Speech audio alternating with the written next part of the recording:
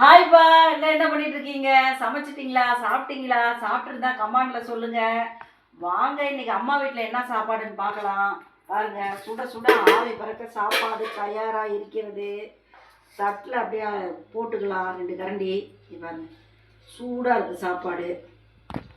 சும்மா கொஞ்சமாக போட்டுக்கலாம்.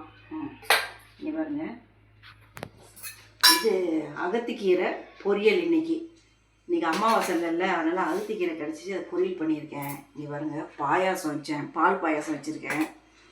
அம்மா வீட்டில் பாருங்கள், நேற்று வச்ச ரசம் அப்படியே இருக்குது. உப்பு பருப்பு கடைஞ்சிருக்கேன்ப்பா, அதை 2 கரண்டி எடுத்து ஊற்றிக்கலாம். இது கிள்ளி போட்ட உப்பு பருப்பு சூப்பராக இருக்கும். அப்படியே தட்டில் இப்படி 2 கரண்டி ஊற்றி 2 ஊறுகாய் ஊறுகாய் இருந்தால் போதுங்க, அவ்வளோ டேஸ்ட்டாக இருக்குங்க, சூப்பராக இருக்குங்க.